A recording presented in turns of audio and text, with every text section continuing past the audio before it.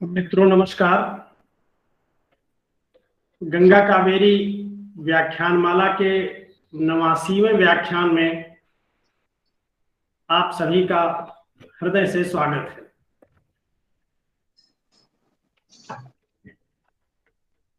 आप सभी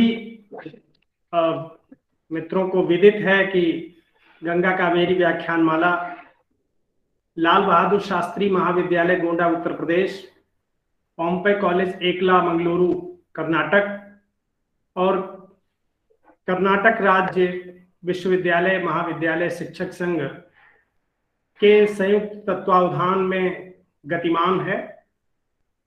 88 व्याख्यान इसके पहले हो चुके हैं, आज 89वां व्याख्यान है और बहुत प्रसन्नता का आज ये क्षण है कि हमारे साथ आज की जो मुख्य वक्ता हैं वो सिंगापुर से जुड़ी हुई हैं, डॉक्टर संध्या सिंह जी।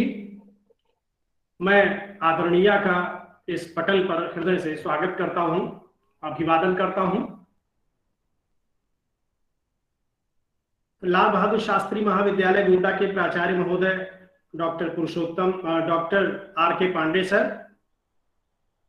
और पॉम्पे कॉलेज एकला मंगलुरु कर्नाटक के प्राचार्य महोदय डॉक्टर पुरुषोत्तम केवी जी, लाल बहादुर शास्त्री महाविद्यालय गोंडा के हिंदी विभागाध्यक्ष डॉक्टर शैलेंद्र नाथ मिश्र सर और पॉम्पे कॉलेज एकला मंगलुरु कर्नाटक के हिंदी विभागाध्यक्ष और कर्नाटक राज्य विश्वविद्यालय महाविद्यालय हिंदी अध्यापक संघ के अध्यक्ष डॉक्टर एस.ए. मंजुनाथ जी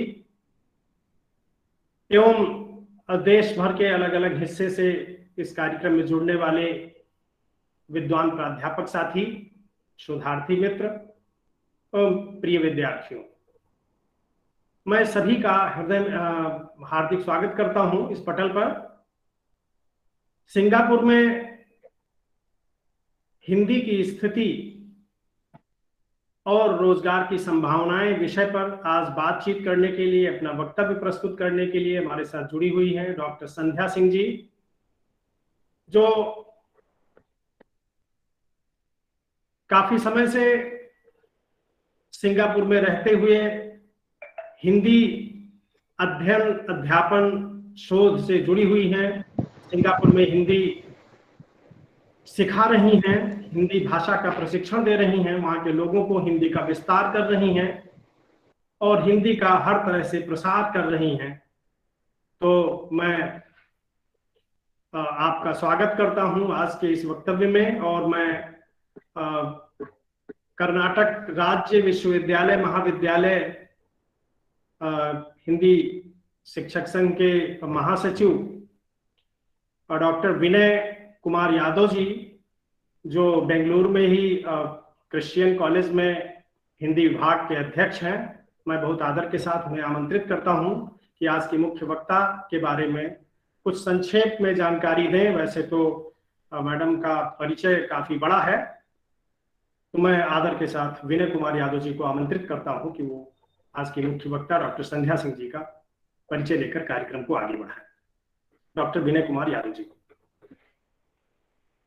आज बड़े हर्ष का विषय है कि सिंगापुर से हिंदी की विदुषी डॉक्टर संध्या सिंह बहुत ही महत्वपूर्ण विषय पे बात करेंगी, क्योंकि समय के परिवर्तन के साथ साथ विषय की जो सीमा है उसमें परिवर्तन होता है और आज भी जो बच्चे विषय लेते हैं उसमें ये ढूंढते हैं कि आखिर उसमें रोजगार की संभावनाएं क्या है। और हम साहित्यकार लोग कहीं न कहीं इस विषय पर थोड़ा सा पीछे रह जाते हैं। तो बड़ा अच्छा विषय चुना गया है आज के इस वेबिनार के लिए और डॉक्टर संध्या सिंह जी जुड़ी हैं सिंगापुर से। तो ये मेरे लिए बहुत ही खुशी की बात है कि उनका परिचय देने का गुरुतर भार मुझ पे दिया गया है। सिंगापुर में रहने वाली डॉक्टर संध्या सिंह का हिंदी शिक्षण के क्षेत्र में 2 दशकों से भी अधिक का अनुभव रहा है। वर्तमान में वे नेशनल यूनिवर्सिटी ऑफ सिंगापुर में हिंदी और तमिल भाषा की विभागाध्यक्ष और वरिष्ठ हिंदी प्राध्यापिका हैं।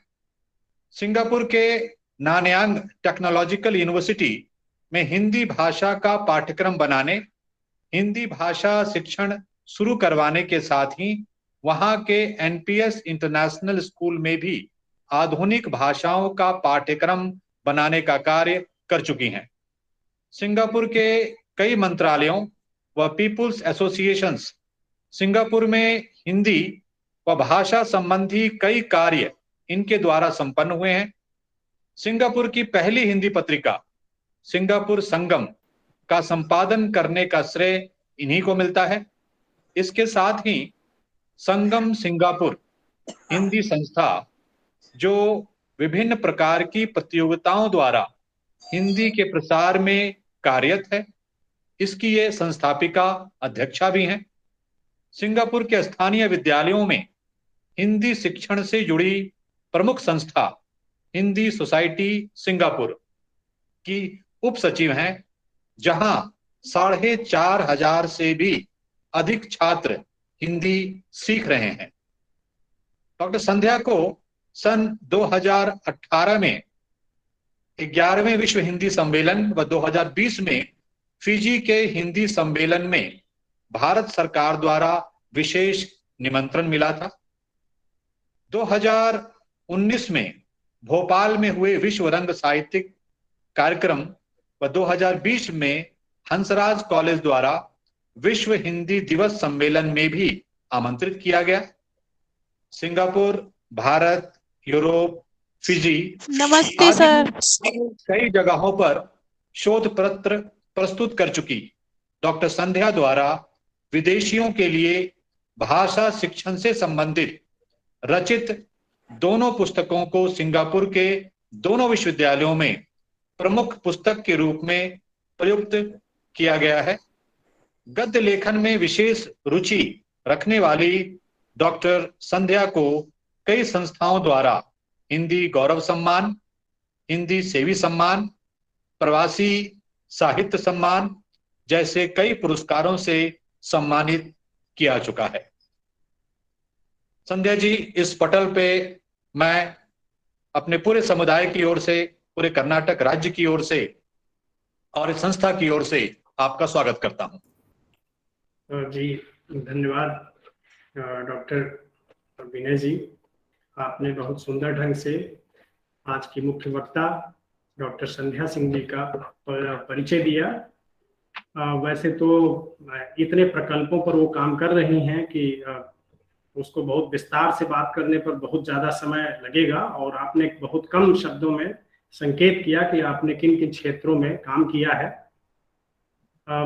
सिंगापुर में हिंदी और भोजपुरी के विकास की दिशाओं का अध्ययन विषय पर आपने बीएचयू से पीएचडी की शोध उपाधि प्राप्त की थी, और उसके बाद लगातार जो है आप सिंगापुर जाकर वहाँ हिंदी भाषा के शिक्षण और हिंदी भाषा के प्रसार प्रसार में निरंतर संलग्न हैं।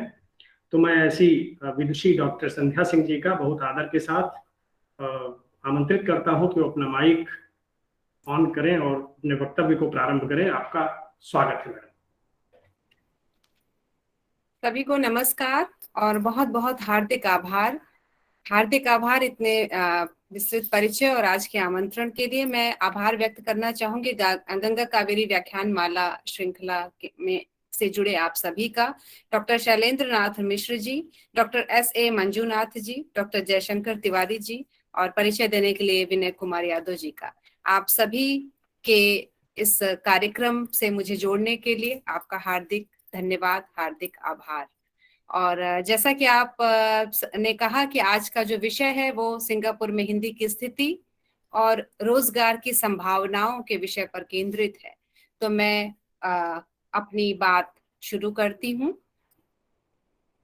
सबसे पहले सिंगापुर में हिंदी की स्थिति के बारे में थोड़ा सा विस्तार देना या थोड़ी सी जानकारी देना आवश्यक हो जाएगा, ताकि एक पहलू हमें पता चले कि आखिर यहाँ किस प्रकार से कार्य हो रहा है।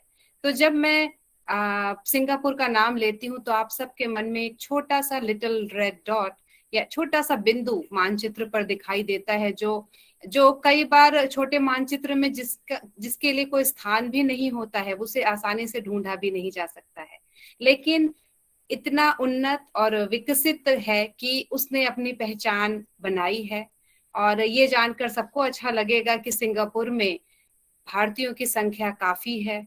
आज सिंगापुर जो कि सिर्फ 54.5 लाख आबादी वाला क्षेत्र है, वहाँ 728 वर्ग किलोमीटर में फैला हुआ है। छोटे छोटे द्वीपों का समूह है, जिसमें मुख्य जो द्वीप है उसमें हम सभी लोग रहते हैं। और इस द्वीप देश में भाषा की जो स्थिति है वो किस प्रकार फैली हुई है, ये जानकर सुनकर सभी गौरवान्वित होते हैं कि इतने अधिक युवा जितने यहाँ हिंदी सीख रहे हैं, कई बड़े देशों में या महाद्वीपों में भी नहीं सीख रहे हैं हिंदी को भाषा के रूप में।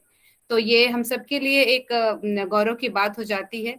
सिंगापुर में एक अगर मैं जनसंख्या का प्रतिशत देखूं तो करीब 74% चीनी जनसंख्या है यहाँ पर, 13% के करीब मलय जनसंख्या है और 9% भारतीय हैं, जिनमें तमिल प्रमुख हैं।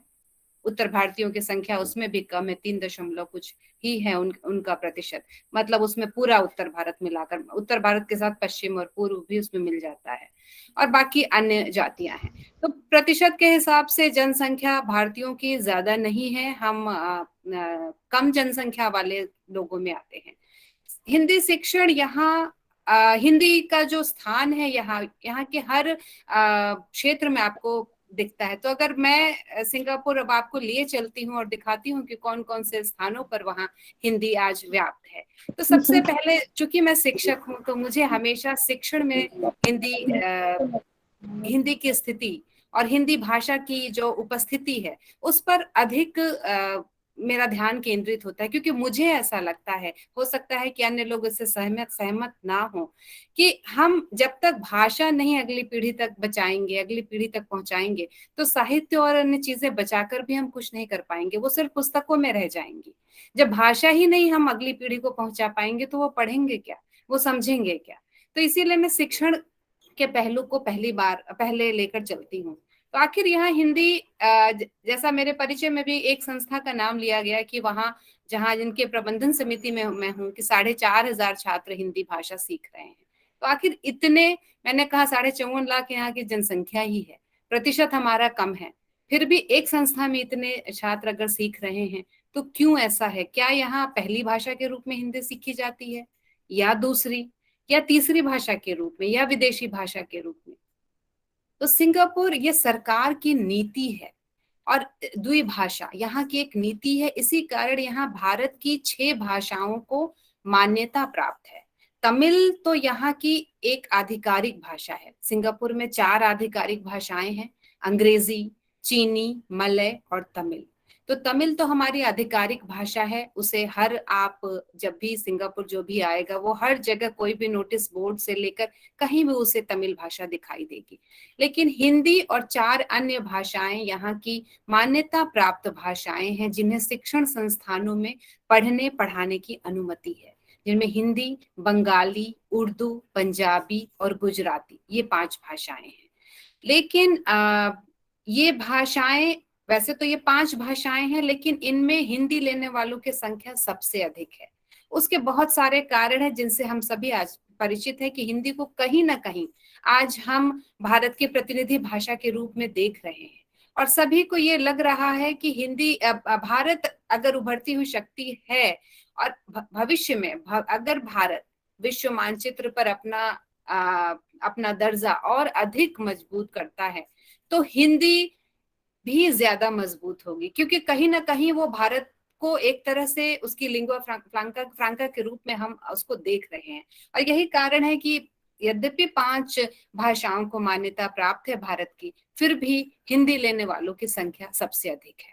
तो ये कारण है, द्विभाषा नीति कारण है जिसकी वजह से सिंगापुर में इतने अधिक छात्र युवा हिंदी सीख रहे हैं भाषा, क्योंकि उन्हें 11वीं कक्षा तक हिंदी पढ़नी है, हिंदी सीखनी है, तभी वो आगे विश्वविद्यालय में प्रवेश ले सकते हैं, या हर कक्षा के बाद दूसरी कक्षा में वो जा सकते हैं।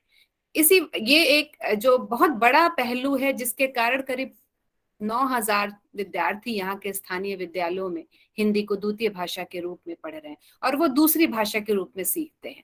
तो बहुत अंतर है, वो साहित्य नहीं है, वो भाषा है। वो भाषा की तरह उसे सीखते हैं, भाषा की तरह उस चीज को आगे बढ़ाया जाता है। तो साहित्य का शिक्षण नहीं है, सिर्फ भाषा का शिक्षण है।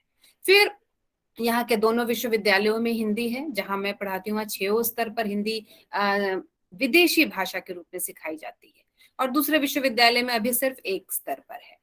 तो हिंदी को विदेशी भाषा के रूप में, यानी हमारे भारतीय मूल के जो उत्तर भारतीय मूल के लोग हैं वे हमसे नहीं सीखते हैं, बल्कि चीनी, मलय या कुछ तमिल समुदाय के लोग जो बिल्कुल भी हिंदी से अनभिज्ञ हैं, या यूरोपियन लोग, ये लोग आकर सीखते हैं। तो इस तरह से यहाँ हिंदी जो बड़े रूप में एक शिक्षण के रूप में हमें विद्यालय स्तर, विश्वविद्यालय स्तर पर दिखाई देता है, उसका ये कारण है। और अब उसके बाद मैं आती हूँ कि यहाँ किस तरह से हम क्यों अगर हम देखें कि जब हम वहां से बढ़ते हैं, तो दूसरा अगर मैं पहलू देखूं तो शायद मैं मनोरंजन की तरफ जाना चाहूंगी, क्योंकि मनोरंजन एक ऐसा पक्ष होता है जिसकी वजह से भाषा फैलती है, उसका प्रसार होता है।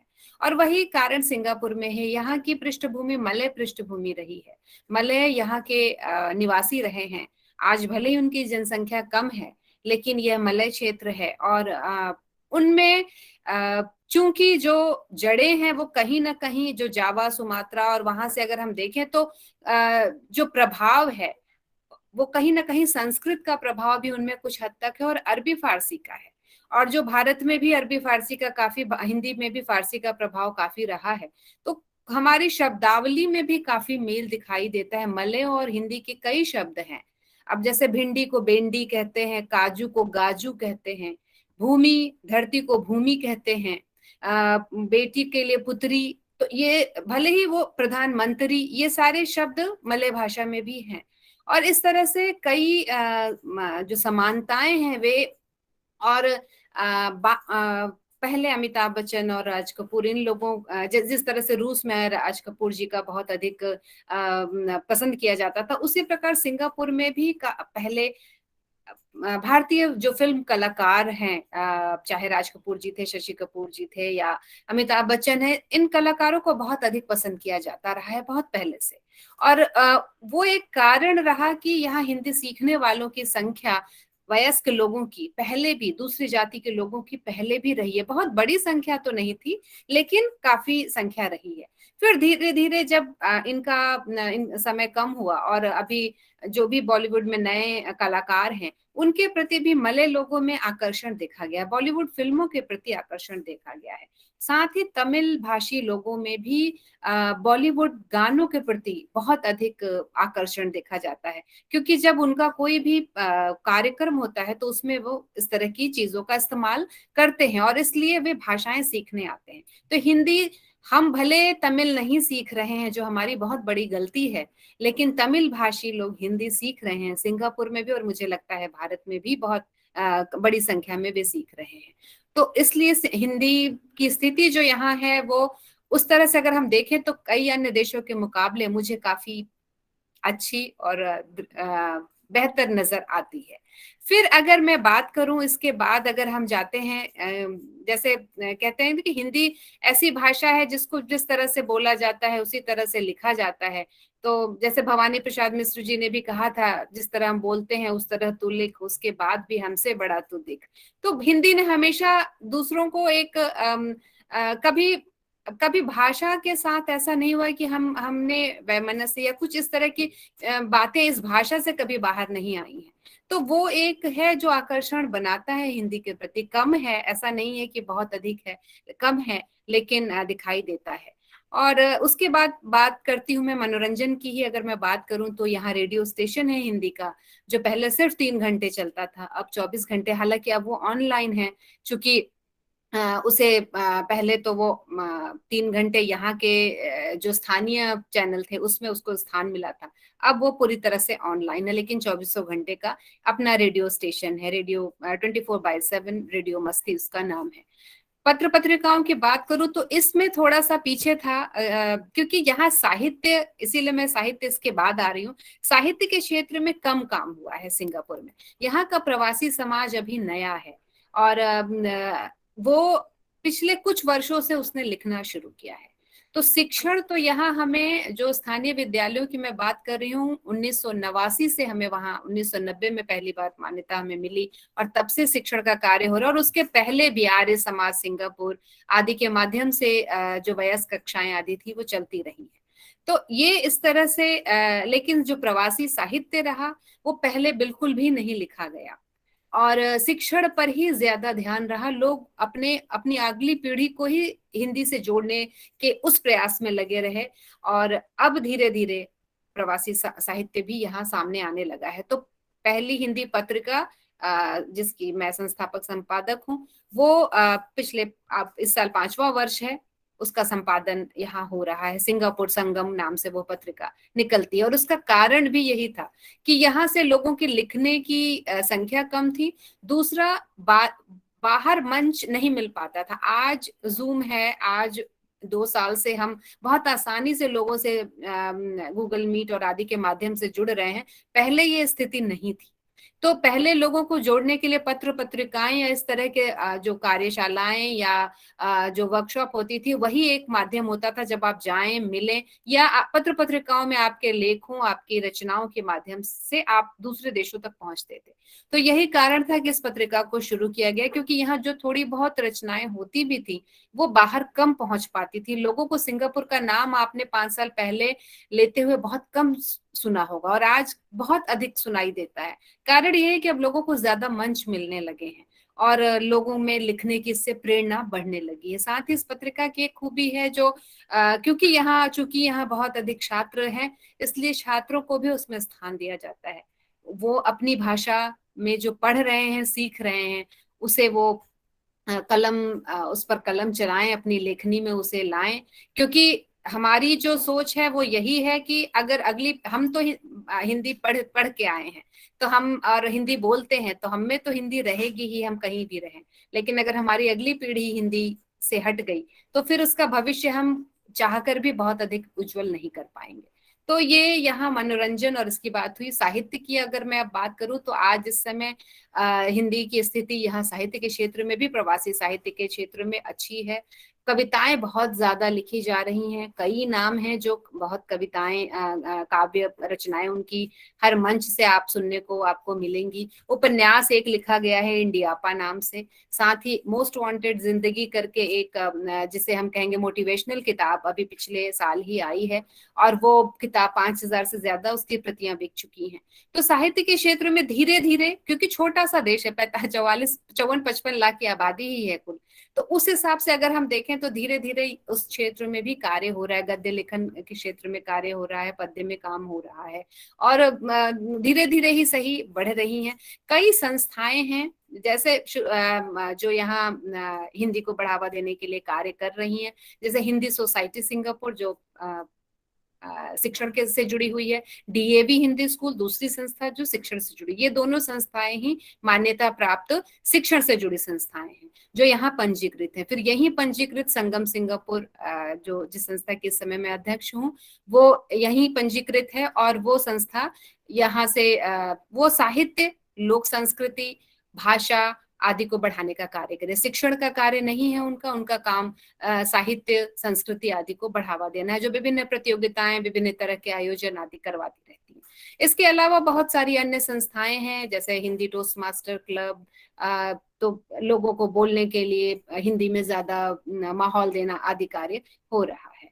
और उसके बाद अगर हम बात करें, अगर आर्य समाज सिंगापुर है, जो कि काफी यहाँ की पुरानी संस्था है, और उस संस्था में जिसको हम कह सकते हैं कि लंबे समय से उसकी स्थापना हुई, और उस लंबे समय से उसमें हिंदी के प्रति कार्य हो रहा है, और काफी कुछ वहाँ किया जा रहा है। यहाँ पाठ्य पुस्तकें भी स्वनिर्मित हैं, जो सिर्फ सिंगापुर भी ऐसा देश है जहाँ एक तरह की किताबें 5 भारतीय भाषाओं में इस्तेमाल की जाती है, जो विद्यालयी स्तर पर है, जिनकी अभी पहले मैंने चर्चा की। तो उस मामले में भी ये एक अनोखा देश इसे माना जा सकता है। और विश्वविद्यालयों में तो बाकी चीजें हो ही रही हैं। अब इसके बाद यहाँ अगर मैं देखूं कि योग की बात कर लीजिए आप, तो जब योग दिवस आदि होता है, अगर आप कभी रिपोर्ट पढ़े तो हमारे क्षेत्रफल के हिसाब से सबसे अधिक यहाँ योग के जो सेशन है वो होते हैं, क्योंकि चीनी लोगों में भी योग के प्रति बहुत अधिक रुझान है।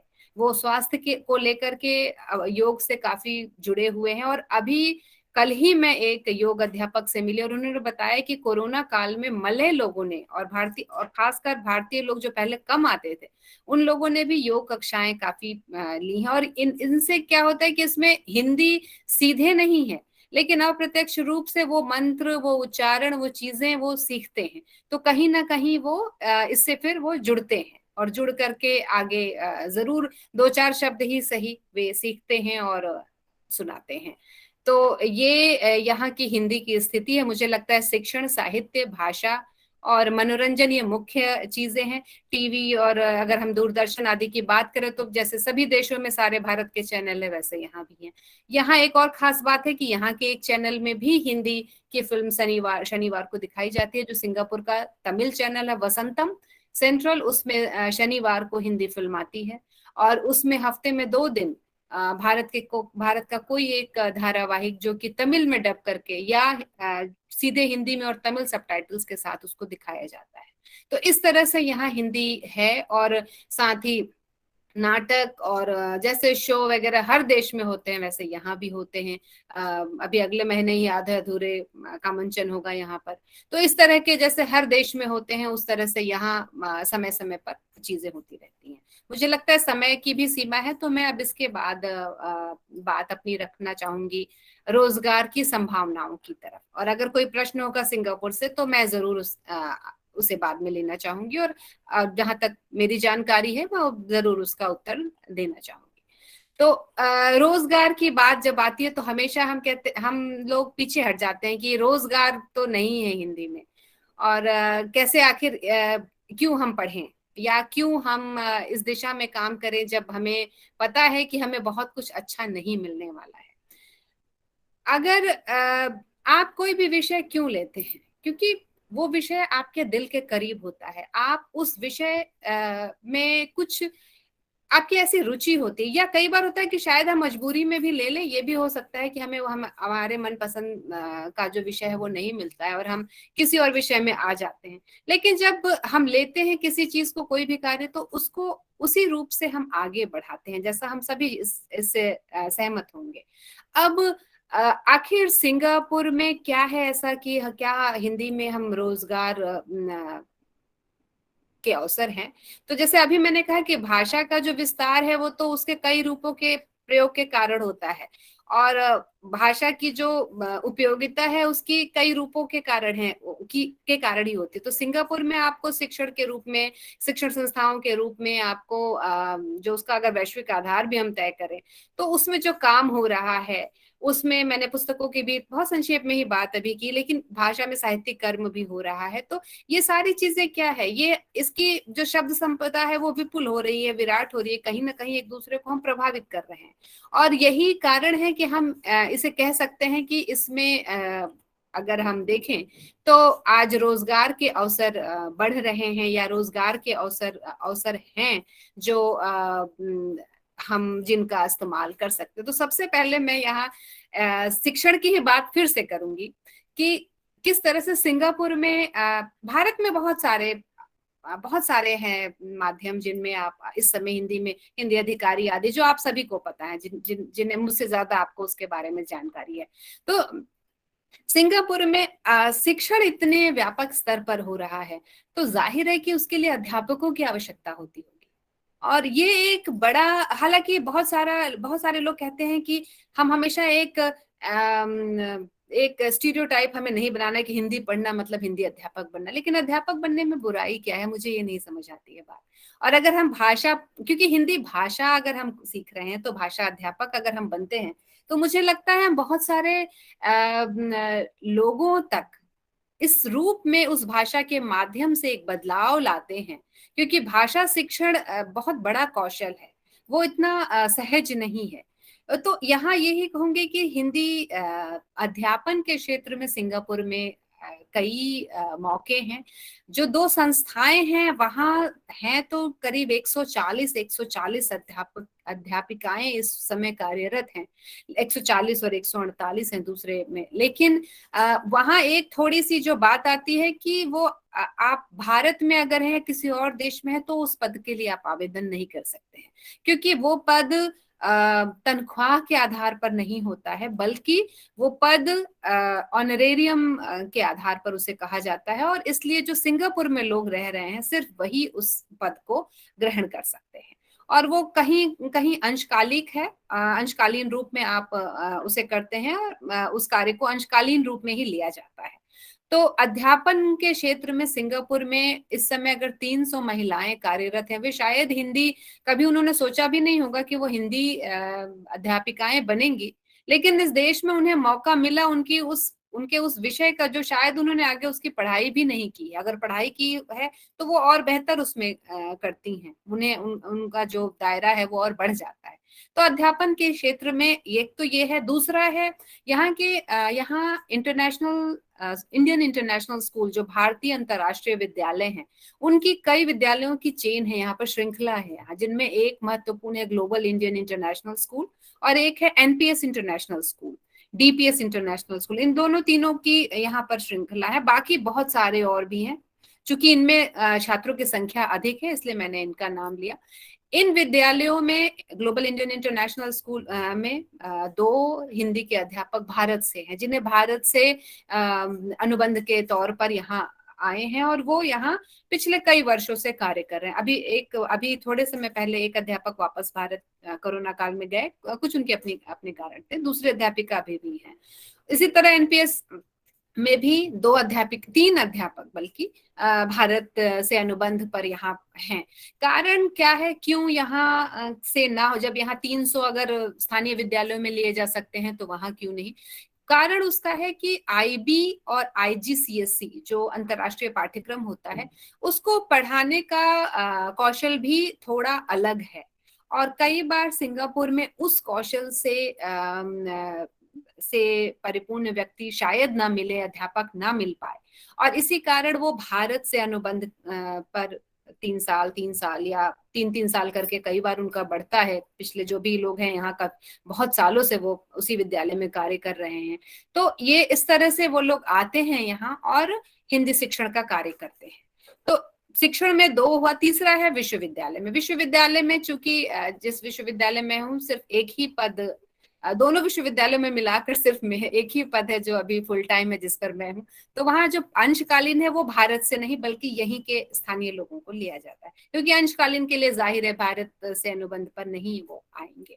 और इसके बाद फिर तो शिक्षण में ये हो गया। लेकिन इसके बाद मैं एक और चीज देना चाहूंगी, रोजगार में, जो अभी हाल ही के कोरोना काल में जिसमें मुझे लगता है कि भारत में रहने वाले लोग भी उसका बहुत लाभ उठा सकते हैं। सिंगापुर में इतने अधिक छात्र हिंदी भाषा सीख रहे हैं, वे सब हिंदी भाषी नहीं है।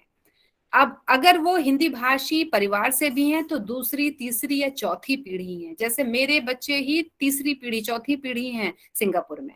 चूंकि मैं भारत से हूं इसलिए मैं उनको हिंदी सिखा सकती हूँ, मैं पढ़ा सकती हूँ। लेकिन ऐसे बहुत सारे परिवार हैं जिनमें ये जो महिलाएं हैं या जो वो सभी तीसरी या चौथी पीढ़ी से हैं, तो उनके लिए हिंदी बिल्कुल एक तरह से छूटी हुई भाषा है। उन्हें हिंदी, कई लोगों को अक्षर ज्ञान भी नहीं है, तो वे अपने बच्चों के लिए उनके साथ ही जो दूसरे अहिंदी भाषी या हिंदीतर भाषी लोगों के परिवार में, तो यहाँ हिंदी ट्यूशन का बहुत बड़ा व्यापार है, बहुत बड़ा, मतलब आप विश्वास नहीं करेंगे, बहुत बड़ा एक मार्केट है, एक बाजार है जो हिंदी ट्यूशन का है।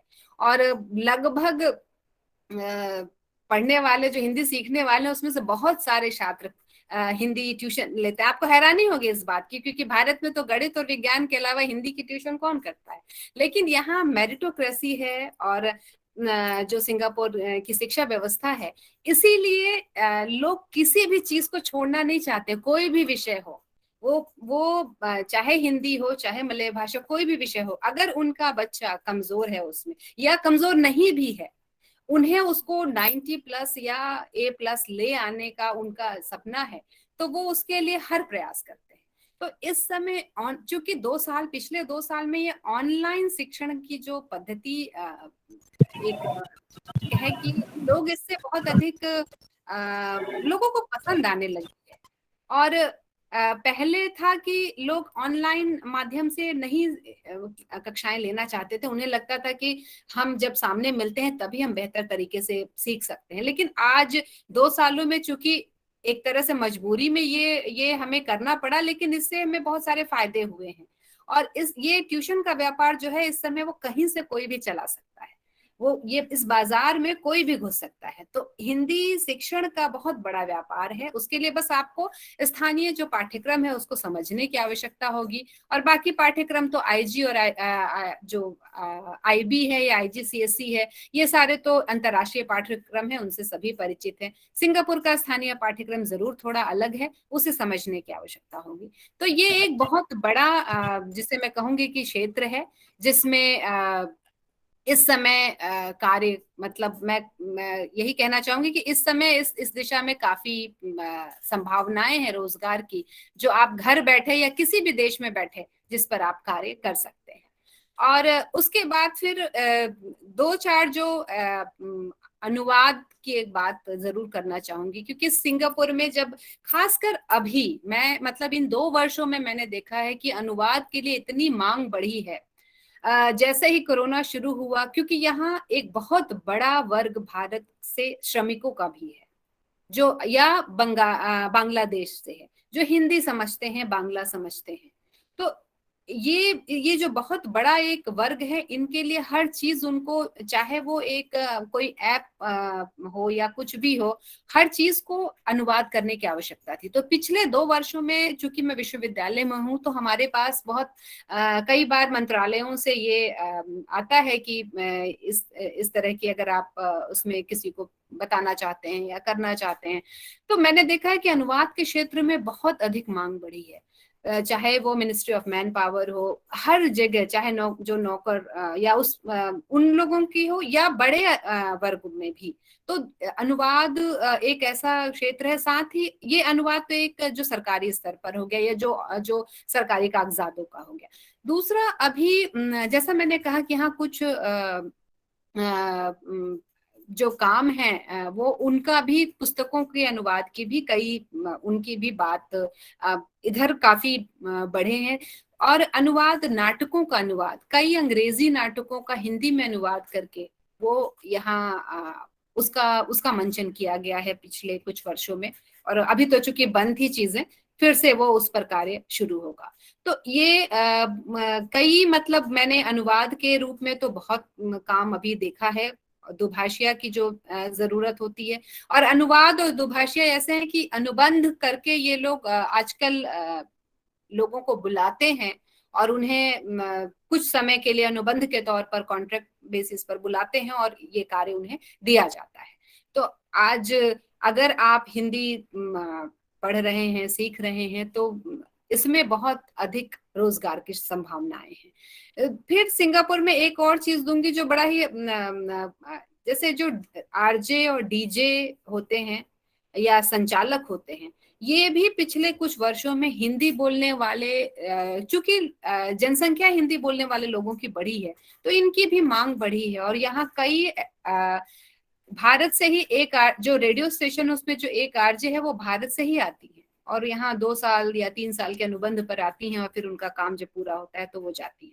तो वो भी एक, इतना छोटा सा देश है, फिर भी यहाँ इस तरह के मौके उपलब्ध हैं। साथ ही डीजे और जो कार्यक्रमों के संचालक होते हैं, उनमें भी हिंदी वाले लोगों की मैंने आजकल देखा है कि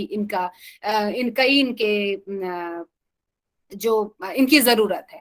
नर्सिंग में, क्योंकि हमारे विश्वविद्यालय में भी बहुत सारे छात्र आते हैं जो नर्सिंग कर रही हैं, दूसरी जाति की हैं, लेकिन वो हिंदी सीखना चाह रही हैं। तो नर्सिंग में भी, क्योंकि लोगों की संख्या जब बढ़ती है किसी भी देश में, तो उस भाषा से संबंधित लोगों की जरूरत होने लगती है। Script writer, copy editor, content writer, ये कुछ ऐसे क्षेत्र हैं जिनमें हाल के वर्षों में मुझे लगता है कि हर देश में इनकी जरूरत महसूस हो रही है। क्योंकि जैसे मैंने कहा कि कई धारावाहिक है जिनको हिंदी में जिनका सबटाइटलिंग हिंदी में करके ये लोग प्रस्तुत करते हैं, या हिंदी वाले को तमिल में। तो दोनों के लिए उनको चाहिए, कंटेंट राइटर के लिए या सबटाइटल करने के लिए या कॉपी एडिटर के लिए। तो यहाँ अभी जैसे अभी कल ही मैं पढ़ रही थी कहीं, इस समय जो ऑडियो एडिटर, ऑडियो राइटर, ये इतनी अधिक इनकी संख्या बढ़ रही है पूरे विश्व में। तो सिंगापुर छोटा देश है, जरूर यहाँ कम है मौके, लेकिन हाल ही में इन सब क्षेत्रों में हमें कई बार जरूरत पड़ी है और कई रास्ते खुले। मैं कुछ एक दो नाम भी लेना चाहूंगी अभी, क्योंकि आज मैं जब देख रही थी कि कुछ जैसे content moderator Hindi, social media content moderator Hindi, एक कंपनी ने ये विज्ञापन निकाला है। मैं कुछ नाम लूंगी विज्ञापनों के, जो मैंने जब मुझे था कि इस पे बोलना है तो मैंने कहा कुछ ऐसी जानकारी हो जो लोगों को हाँ लगे कि ऐसे ही हवा में नहीं है। तो कस्टमर एग्जीक्यूटिव, इसमें हिंदी लैंग्वेज में भी कस्टमर सक्सेस एग्जीक्यूटिव, इसके लिए इनको चाहिए। Social media content moderator Hindi के लिए, बिजनेस डेवलपमेंट एग्जीक्यूटिव, ये B2B हिंदी प्रोफिशिएंसी होती है, एक टेस्ट होता है जो मैन पावर कराता है, जो अपने कार्यकर्ता, अपने जो कर्मचारियों के लिए यहाँ वो करवाते हैं। और इन लोगों को भी, ये सारे कॉन्ट्रैक्ट बेसिस लोगों की इन्हें जरूरत होती है। साथ ही क्वालिटी एनालिसिस, ये हिंदी जिसमें हिंदी भाषा, उनको हिंदी भाषी लोग चाहिए। कॉन्ट्रैक्ट पान पैसिफिक, पान एशिया रिसोर्स प्राइवेट लिमिटेड का ये विज्ञापन मैंने देखा। फिर साथ ही गेमिंग के क्षेत्र में, गेमिंग के क्षेत्र में जो क्योंकि ये 6-6 महीने के कॉन्ट्रैक्ट पर यहाँ गेम टेस्टर, क्योंकि अभी हो क्या रहा है कि भारत को सबसे बड़ी ना भी कहें तो उभरती हुई एक बड़ी शक्ति के रूप में देखा जा रहा है, और लोगों को ये लग रहा है कि ये बड़ा बाजार है, जनसंख्या इतनी ज्यादा है हमारी, तो बाजार तो बड़ा होगा ही। तो इतने बड़े बाजार के लिए वो अपना जो एक कहते हैं ना कि टारगेट ऑडियंस, उसको वो उस टारगेट मार्केट को वो छूना चाहते हैं।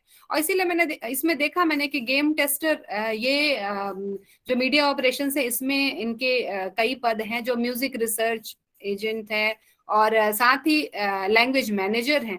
फेसबुक ने अभी लैंग्वेज मैनेजर की का विज्ञापन थोड़े समय पहले दिया था। इसके अलावा legal policy operation agent south Asian languages, Twitter ने ये सिंगापुर के लिंक्डइन से ये पद निकाला है।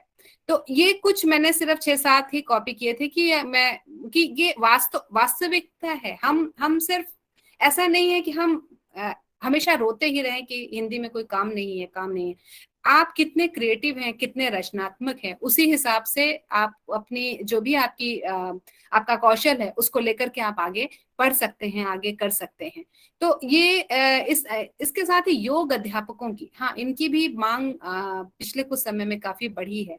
और उसमें अगर हिंदी संस्कृत पे आपकी पकड़ है तो चूंकि आपका उच्चारण और जो भी चीजें आप अपने योग कौशल के साथ ही, वो आपको वरीयता दी जाती है।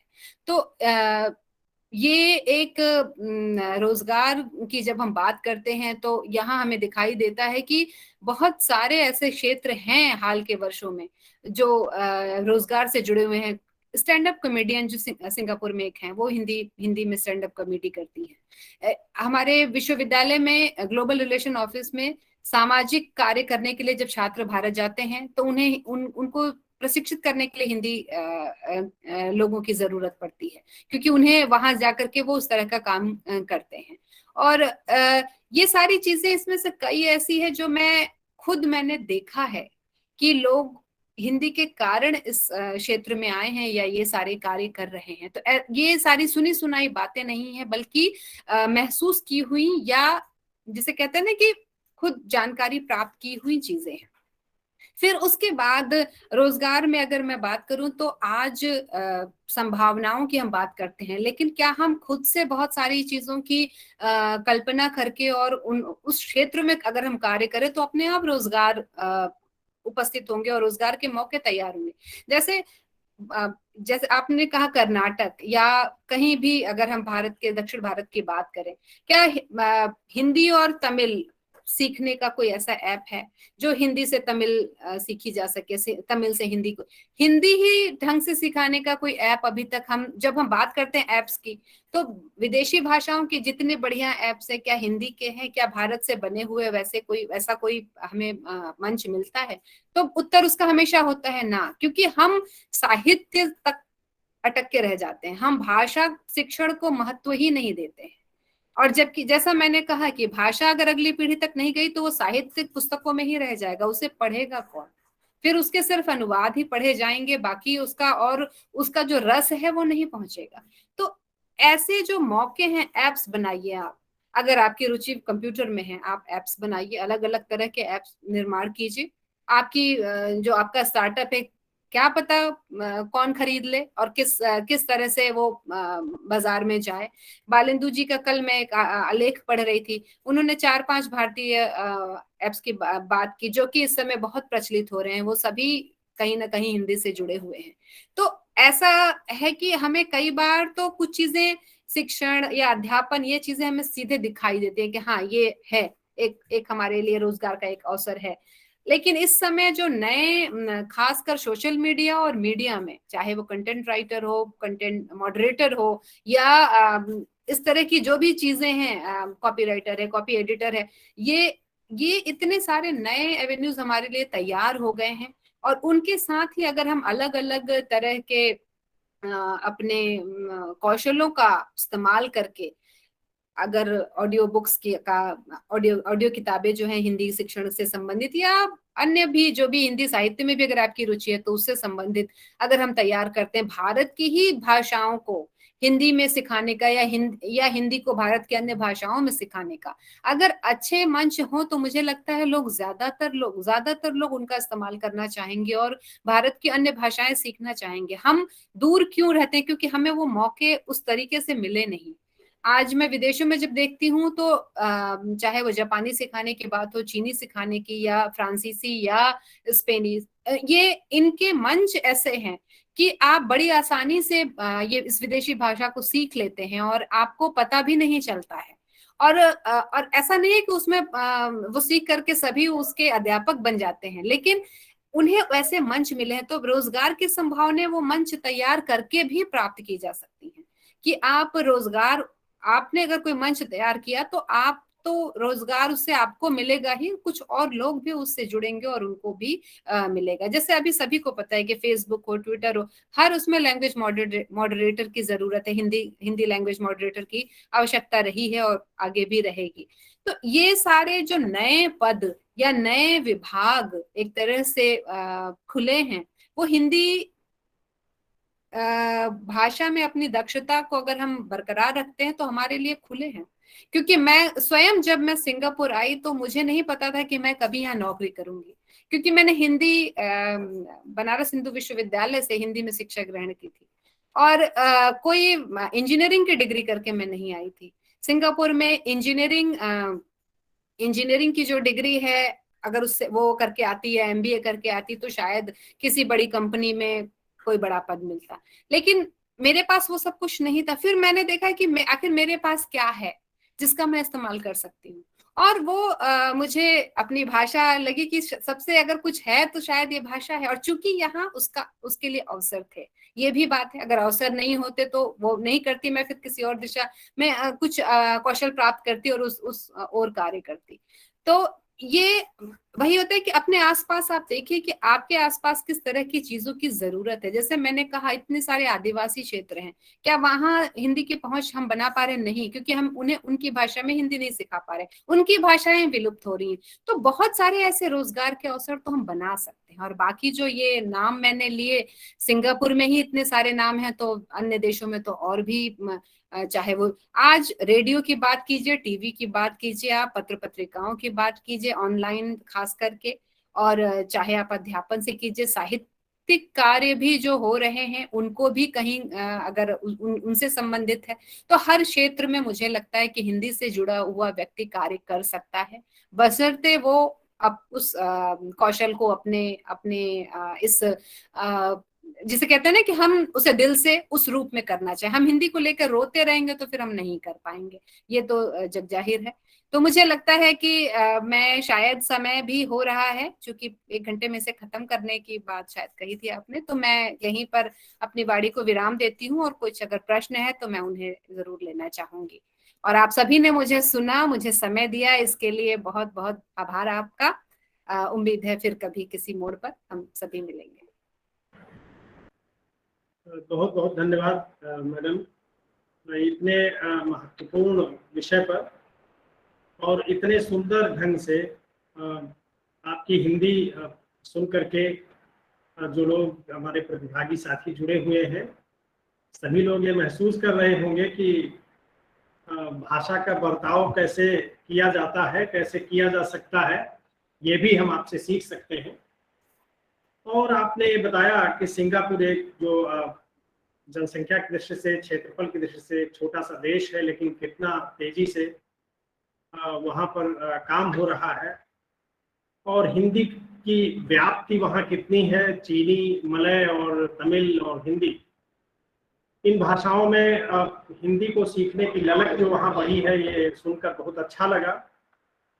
तो पहला प्रश्न तो मैं ही आपसे करना चाहता हूँ कि वहाँ जैसे हिंदी जब सिखाते हैं, जो भी हिंदी अध्यापन के क्षेत्र में लोग लगे हुए हैं, आप तो विश्वविद्यालय में हैं, आपका भी भाषा शिक्षण से सरोकार होगा, और तो उसमें किस तरह की सामग्री का जो है की सहायता लेते हैं भाषा शिक्षण में? क्योंकि वहाँ के जो लोग हैं वो मलय बोलते हैं या अंग्रेजी ज़्यादा बोलते हैं, तो हिंदी सिखाने के लिए जैसे आपने जो ध्यान आकृष्ट किया कि हम लोग अपनी भाषा को दूसरों तक पहुंचाने के लिए काम उस तरह नहीं कर पा रहे हैं जिस तरह करना चाहिए, चाहे वो ऐप डिजाइन करने की बात हो और चाहे अलग अलग भारतीय भाषाएं ही आपस में वो अंतर क्रिया नहीं कर पा रही हैं जो उन्हें तेजी से करनी चाहिए।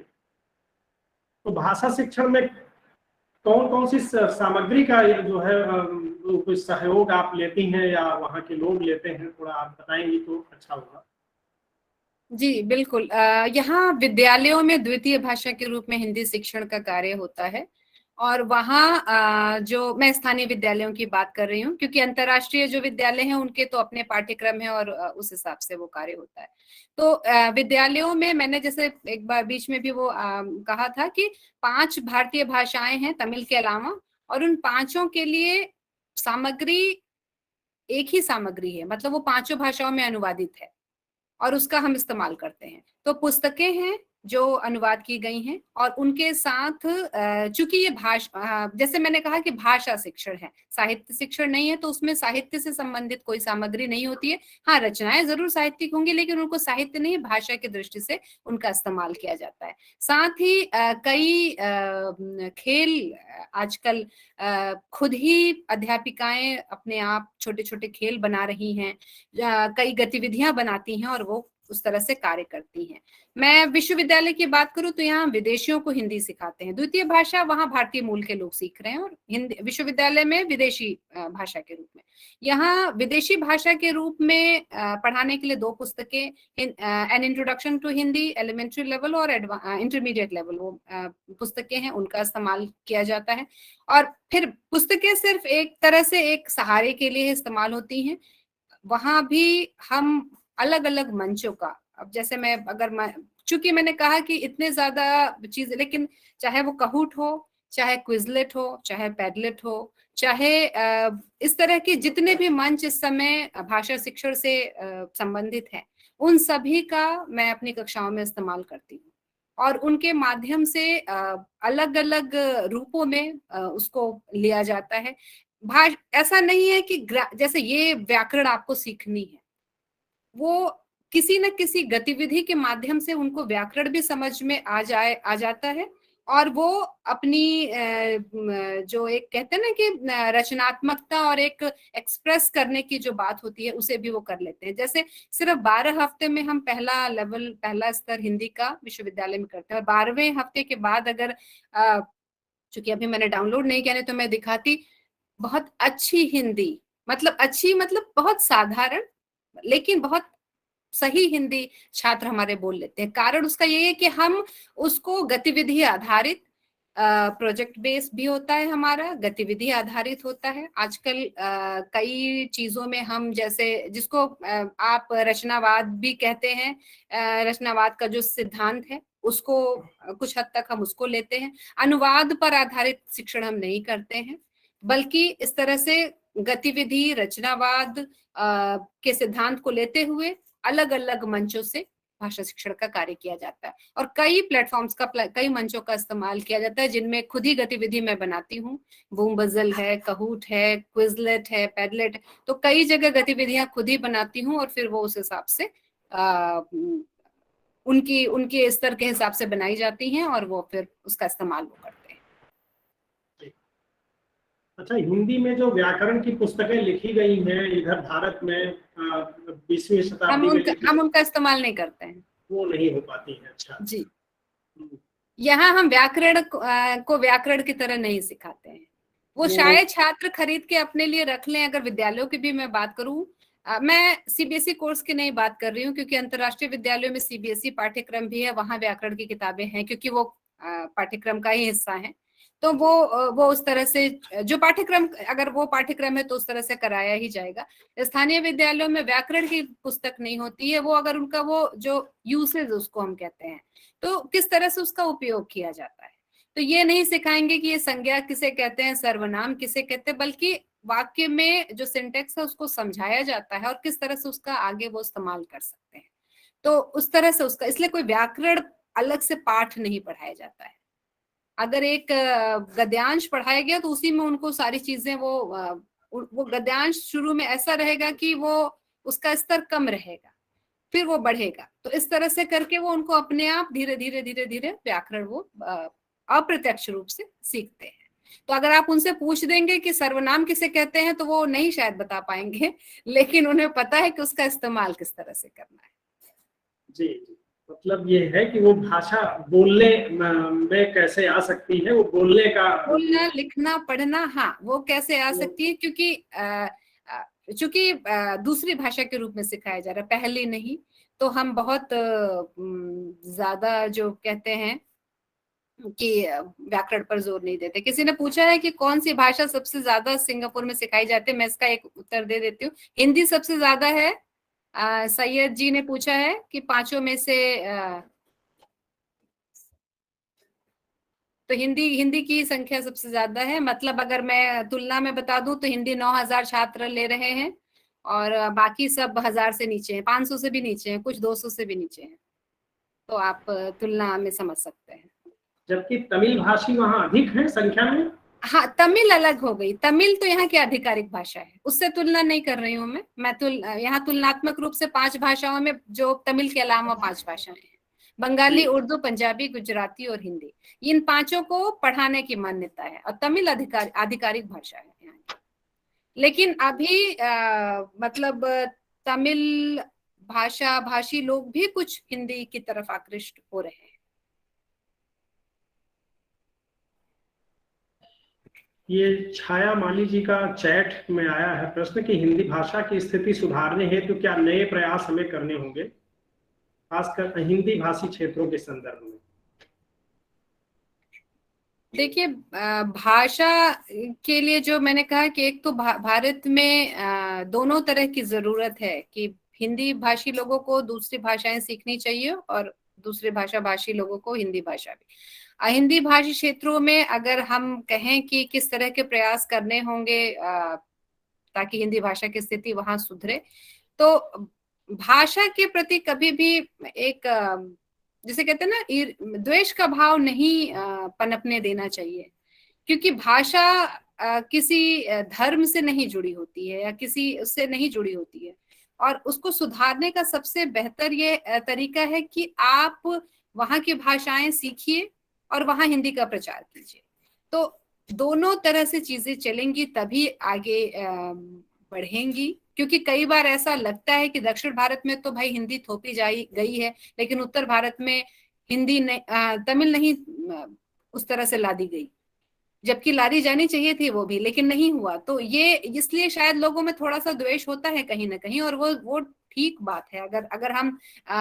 अगर हम इसको एक मानव व्यवहार के रूप में देखें तो वो ठीक है, क्योंकि तमिल हिंदी से पुरानी भाषा है। संस्कृत अगर हम कहें तो तमिल जो है उसका इतिहास बहुत पुराना है और बहुत खूबसूरत भाषा। चूंकि मैं तमिल भी विभाग देखती हूँ, इसलिए मुझे हमेशा ये लगता है कि हम उत्तर भारत के लोगों को ये बहुत बड़ा नुकसान हुआ कि हमें तमिल भाषा नहीं बचपन से सिखाई गई या सीखने का अवसर नहीं मिला।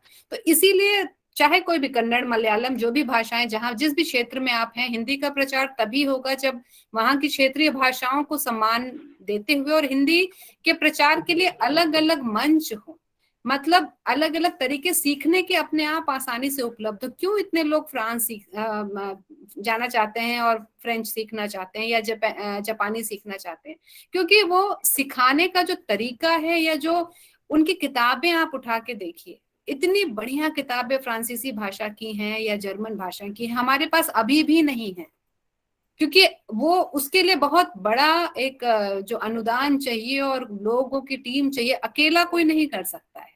तो वो चीजें अभी भी हम व्याकरण आधारित शिक्षण पर ही विदेशी भाषा के रूप में भी उसको कर रहे हैं। जबकि अगर एक अहिंदी भाषी है किसी क्षेत्र में, तो उसके लिए हिंदी भी एक विदेशी भाषा की तरह ही है, तो उसे उस रूप में ही सिखाना चाहिए। तो मंच जो है वो, और अभी तो चूंकि मोबाइल का जमाना है, मोबाइल टेक्नोलॉजी और एप्स का जमाना है, तो अगर इस तरह की चीजें और बने तो मुझे लगता है लोगों में जिज्ञासा बढ़ेगी और लोग सीखेंगे। जी, ठीक बात कही आपने। और हमारे जो प्रतिभागी साथी हैं, किसी के कोई सवाल हैं तो आप अपना माइक ऑन करके पूछ सकते हैं।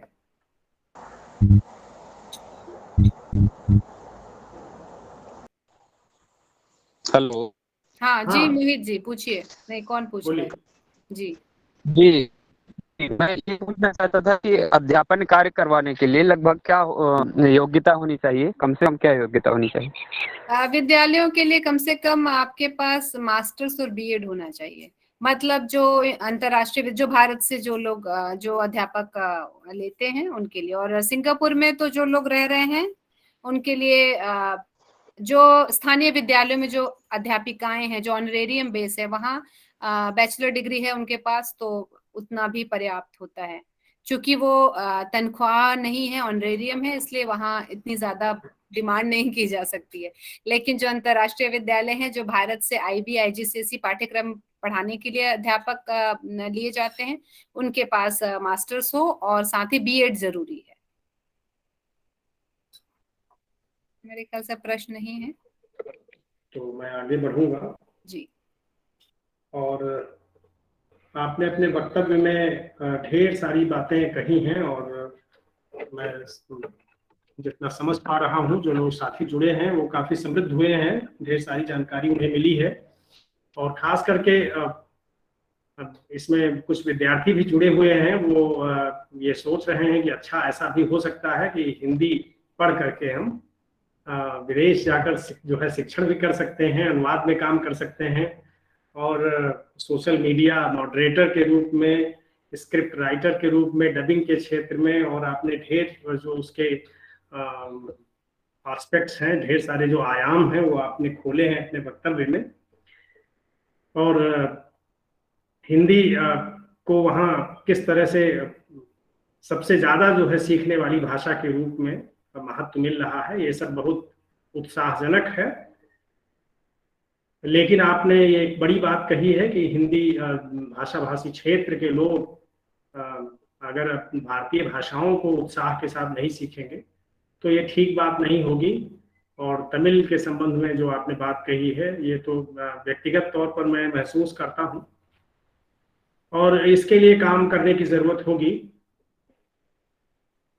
तो मैं अब आगे बढ़ते हुए गंगा कावेरी व्याख्यानमाला आयोजक मंडल के जो है प्रमुख साथी डॉक्टर एस ए मंजुनाथ जी, जो पॉम्पे कॉलेज एकला मंगलुरु में हिंदी विभाग के अध्यक्ष हैं, और कर्नाटक राज्य विश्वविद्यालय महाविद्यालय हिंदी अध्यापक संघ के अध्यक्ष हैं, मैं उन्हें आमंत्रित करता हूं कि वो धन्यवाद ज्ञापन करके कार्यक्रम को समापन की ओर, समाहार की तरफ ले चलें।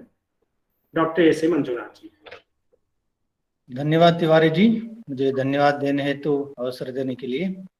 मैडम नमस्कार, आपका बहुत बहुत धन्यवाद। मैं ही मंजुनाथ आपसे रामा जी का जो रेफरेंस के द्वारा मैंने आपको संपर्क किया था और आपने हमारे इस गंगा कावेरी व्याख्यान माला में जुड़ करके बहुत ही महत्वपूर्ण विषय जैसे कि सिंगापुर में हिंदी शिक्षा की व्यवस्था किस प्रकार की होती है और उसके बाद वहाँ रोजगार की संभावनाएं किस प्रकार की, मतलब सिर्फ वहाँ पर ही नहीं है, कहीं भी जाइए हिंदी पढ़ करके अगर आप कहीं भी जाइए तो हिंदी के सहारे किस तरह की रोजगार की संभावनाएं हो सकती है अलग अलग क्षेत्र में, जैसे कि सिनेमा के क्षेत्र में हो या धारावाहिक क्षेत्र में हो या अनुवाद के क्षेत्र में हो, किसी भी क्षेत्र में किस तरह के उन सभी के लिए आपने एक महत्वपूर्ण बात बताई कि आप में जितनी क्रिएटिविटी है तो तब ही आपको क्या है रोजगार की संभावनाएं दिख सकेंगी। तो इस तरह आपने एक बहुत ही महत्वपूर्ण बात बताई है। तो मैं अपने इस गंगा कावेरी व्याख्यान माला के मंडल की ओर से जिसकी हमारे मित्र जयशंकर तिवारी जुड़े हुए हैं और उसके बाद शैलेंद्र नाथ सिंह जी जो वहाँ श्री लाल बहादुर शास्त्री महाविद्यालय गोंडा के हिंदी विभागाध्यक्ष हैं, और भी जो हमारे कॉलेज के प्राचार्य और उनके कॉलेज के जो SLBS कॉलेज के प्राचार्य, इन सभी की ओर से मैं आपको हृदय से आभार प्रकट करता हूँ। बहुत बहुत धन्यवाद देता हूँ मैडम, बहुत बहुत धन्यवाद।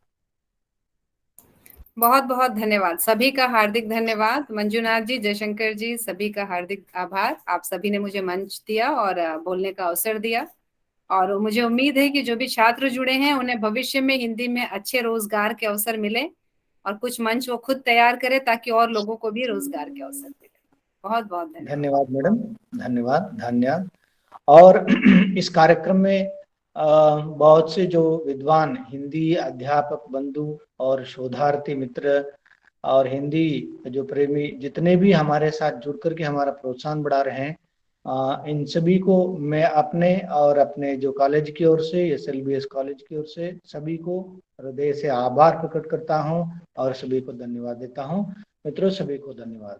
इसके साथ हमारे इस कार्यक्रम के संचालन कर रहे हैं हमारे मित्र जयशंकर तिवारी। हम दोनों मिलकर के यह गंगा कावेरी व्याख्यान माला क्या है गतिमान रखे हुए, जैसे प्रेमचंद जन्म जयंती के अवसर पर यह व्याख्यान माला जो हमने शुरू की थी, अभी तक कोरोना के संदर्भ में हमने शुरू की थी, अभी तक यह गतिमान है।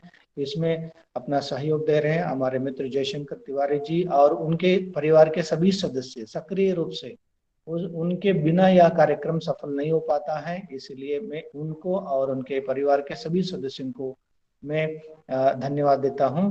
सभी को धन्यवाद। उसके साथ बहुत से जो यहाँ से लेकर के दक्षिण भारत से लेकर के पूर्व उत्तर सभी जगहों से हमारे साथी जितने भी साथी जुड़े हुए हैं उन सभी का मैं हृदय से आभार प्रकट करता हूँ। सभी को धन्यवाद देता हूँ। सभी को धन्यवाद जी। धन्यवाद ज्ञापन हेतु आपके प्रति भी आभार। गंगा कावेरी व्याख्यान माला आयोजक मंडल